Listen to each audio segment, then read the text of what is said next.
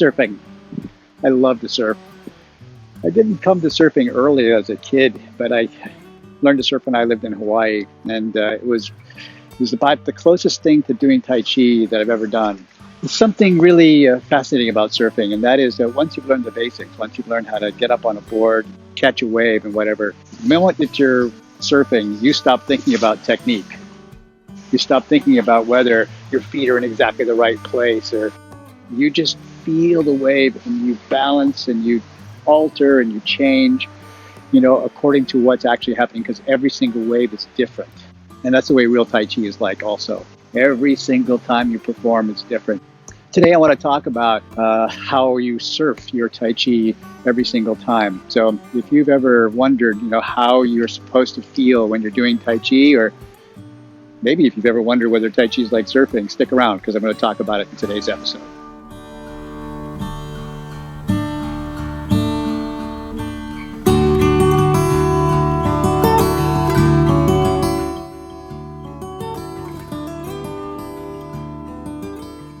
Well, good morning and happy New Year's Eve. It's David-Dorian Ross from David-Dorianross.com and TaiChiFit.net, and welcome to another episode of Learn Tai Chi at Home. Today is day number 75, or this episode is episode number 75 of 100 Days of Tai Chi, the video series in which I am teaching you the traditional Yang family Tai Chi long form of 103 movements. Today we're up to movement number 81. Or 82. I don't know. We'll figure it out. We'll put it up there on the list. It's a movement called Deflect, Downward, Parry and Punch, or Ban Lan Chui. And it's a movement we've done before, so I'm going to put a little link up there to the first time we've done this. But there is something new about this that we haven't done before, and I'm going to break that down in today's lesson. Now, if this is your first time on this channel, and you're a beginner who's looking to learn Tai Chi at home, and in particular, if the reason why you want to learn Tai Chi is to find better health, or to live longer but feel younger, to find inner peace and happiness and harmony, or to defend yourself against attackers, that's all what you find on this channel. That's what this channel is all about. And to get started in doing all of that, all you've got to do is press the subscribe button, the little bell that pops up next to it. When you hit that, that means every time I put up another episode that you'll get notified and you'll never miss another lesson. So go ahead and hit that too. Really wonderful question from Tom Conley, who came through on Facebook and asked me this question about, once you have learned a number of forms, what do you do next? What's your practice like next? And that's such a wonderful question. I'm actually going to break that answer up into 3 parts. And so today, as we're learning the new movement, Deflect, Downward, Parry and Punch, we're going to answer that question with part 1. Now, in today's lesson, we're going to weave all those things together, as I said, so we might as well just dive right into the surf.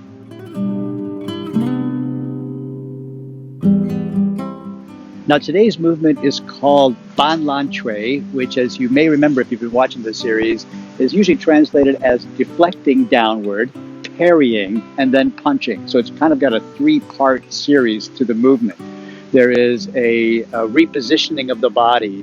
There is a setup for a follow-up technique, and then a final punch, which is what's known as the hammer punch. And the hammer punch basically is a vertical fist. I'm going to get real close to the camera here so that you can see this. A vertical fist in which the thumb is up like this and the knuckles are pointing out like this, rather than a horizontal fist like this. So this is the hammer. So that's the sort of the final coup de grace of this technique. Why don't you watch me one time as I demonstrate, and then we'll do this together. I'll break it down for us. Okay, so we're coming from the end of previous move, the white snake sticks out its tongue.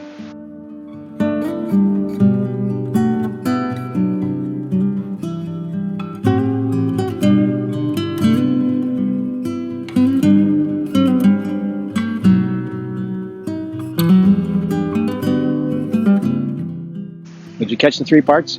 Well, I'll tell you what, don't worry, we're going to break it down. Let's start by looking at the footwork here. So we begin in the Tai Chi lunge, the bow step, which is at the end of the white snake sticks out its tongue. And the first thing that's going to happen is a bit of a shift forward. Actually, the footwork here sort of leans into the front step for just a moment and then retreats to the back foot, emptying out the front foot, as we say, coming back to the back foot.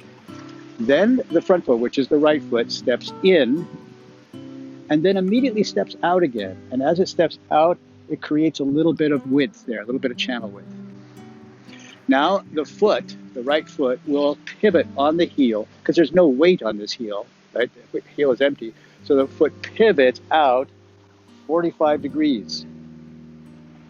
Then the left foot begins to step forward and will land on the heel here, establishing channel width, meaning the space between the feet, some width there, and then slowly shift into a new lunge, a new Tai Chi bow step, Tai Chi lunge. Now here's what the hands are doing, right? And I'm going to turn to face you here because this is what's really interesting. In this movement here, the first thing that happens is that the right hand creeps forward, crossing over the left wrist. Now, while it's creeping forward, the left wrist turns palm down, right? Now, this right hand coming over the top of the left wrist is actually executing a little bit of a circle, a little bit of a sort of a circle around there, and then both hands pull down. Right? Once they pull down into the hip, they make this big loop around. Now, I've been telling my students, in the academy that this is kind of like I say, this is opening the letterbox, right? Like a mailbox at home. So I'm going to open the letterbox and then stick my hand through into the letterbox, and then I'm going to close the letterbox, right? So this part here is opening the letterbox. The hands loop around over the top, and then the right hand, forming into a fist, opens the opening of the letterbox. Then the next part here will happen as the weight transfers onto this right foot. We'll do the coordination in a second. But what happens is two parts. The right fist withdraws into the hip, and the left hand extends forward. Right? So that we have a sort of a push-pull action here. Right hand withdraws, left hand going forward. And then the left hand remains there for a moment, sort of holding space. And the final part is here comes the hammer, right past the left hand. Tiny little detail, just a little bit to whet your appetite for further layers here, is the left hand withdraws slightly as you punch right past. All right, now here's what we got for waist turn. So at the end of, as I said, at the end of White Snake Sticks Out Its Tongue, the first movement here is that the right hand comes forward. And so what the waist is doing is sort of folding in over the hips slightly, leaning in to that. Then I'm going to sit back, and the waist hip complex will turn towards the left. Right? It was pretty squared up here, maybe even a little bit more than squared up as I went around that fist. Then it leans back and turns to the left. That's part of my wind up here, getting the loop around the letterbox. The waist turns back square and then turns to the right another 45 degrees. Stepping out, the final bit here is that the waist turns back square as it's punching right straight forward.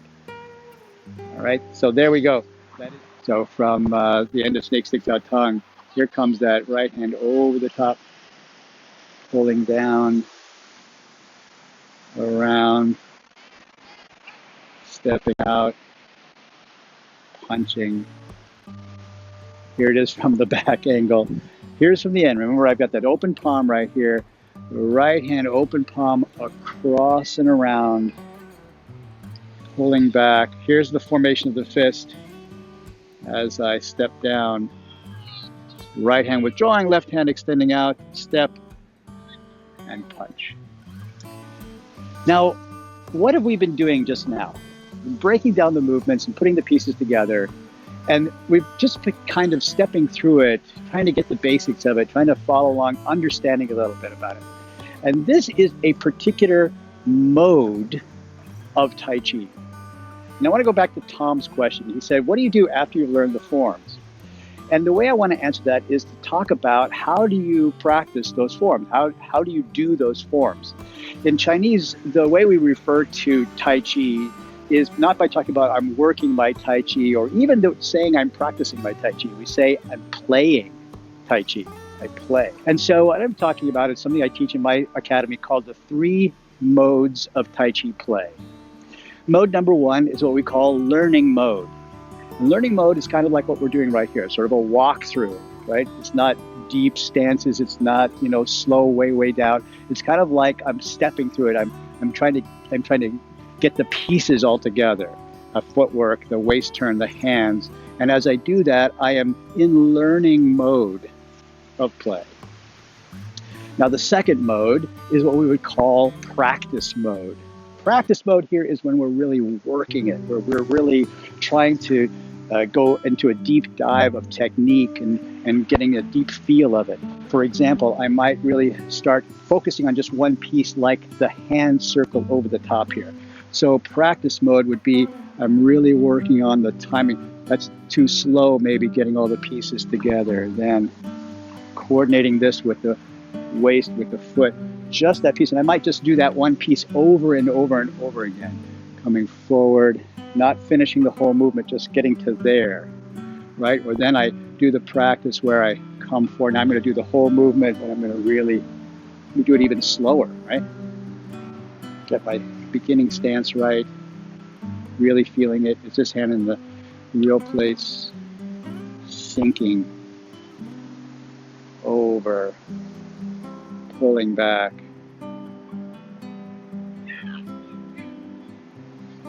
Over. Maybe I need to create a little bit more width there, so I'll go back. Anyway, you get the drift. This is what we call practice mode. And maybe I'll do a one movement, maybe I'll do a section, maybe I'll then go into the whole form in practice mode in some detail, just to try to work it deeper. And then finally, there is a third mode, which my teacher always used to call performance mode. But I don't like the word performance, because it seems to connote a sense of superficiality, like I'm just performing, but it doesn't have to be superficial. Performing, in his mind, meant you're no longer practicing, you're no longer trying to get everything right. You forget about it all. You put it all in autopilot and you just go with it. You just once you're on stage, once you're in a demo, you can't worry about did you get all the pieces right. You just have to wing it. You have to let it flow out of you, right? This is what I might call play, real true play mode, or sometimes I call it, watching mode. It's like you're sitting over the top of your shoulder, watching yourself, observing, just sort of feeling all the senses, but not worrying about anything. Now, here's the thing. Of the three modes of Tai Chi play, unfortunately, most of the time, most Tai Chi students I've ever known, Tai Chi teachers as well, spend far too much time in practice mode. Like I'm trying to perfect the movements. I'm trying to get them all right? In point of fact, the breakdown works much more like this. 10% of your time in Tai Chi play is in learning mode, right? I'm getting the movements, I'm learning it, I'm walking through it. Once I've got that, then maybe another 30%, maybe 35%, I don't know, 30 to 35% is in practice mode. Because you're working different things, you're trying to deepen your understanding, trying to get some sense of perfection, if you want to use that word. But that leaves about 60, 65%, 55%, have to do the math there, in what we call play mode or watching mode, right? Where you throw all of the thoughts and perfectionism to the winds and just let it flow out of you.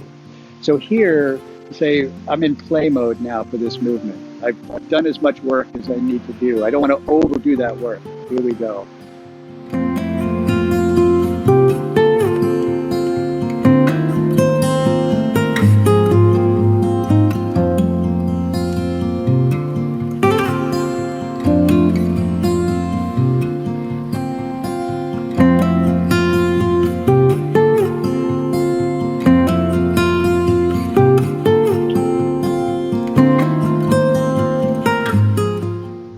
Now, all I'm doing is just sort of feeling, just sort of, experiencing the movement, watching the beautiful light play out over the ocean, hearing the sounds of the waves, feeling my own body sink into the sand, the instability of that surface, just experiencing it. It is the way you get into moving meditation. You don't get into moving meditation by practicing your movements. You get into moving meditation when you stop practicing your movements. Anyway, Tom, thank you for that. Guess what? It is such a great question that I'm going to give 2 more parts to this in the next episode and the episode afterwards. Now, if you've got a question about Tai Chi technique, or Tai Chi theory, Tai Chi philosophy, I'd love to know what it is. And all you've got to do is do like Tom did, send me a message right here on the YouTube channel. It's great. Tell me where I'm going to see it first. Just write it into the comment section below. I will answer it, I promise. Maybe even bring it into a video lesson. So do that. Now, if this is your first time here and you've been watching this and you said, this is very interesting, you know what? I think I could learn Tai Chi at home all by myself, especially if I have this guy, David-Dorian, to help me out. Then if you haven't already done so, hit that subscribe button so that you never miss another episode. I've got a lot more I want to share with you. Tomorrow's episode, again, is the next movement in the series, day number 76 of 100 Days of Tai Chi. We're going to be doing the movement Grassbird's Tail. For those of you who've been watching the whole series, I hope that you enjoyed this episode. Let me know what you thought about this new way of answering the questions. Not separating them out into different sections, but just talking about it along with the movements, because I'd like to know how you feel about that. Maybe we'll keep on doing that. So write that down in the comment section. And then, last but not least, in case I miss you or you take a break, I want to wish you a happy new year. I want to tell you how grateful I am for your time and your attention and the opportunity that you've given me to share my Tai Chi with you. Thank you very much for that. I'll see you in the next lesson.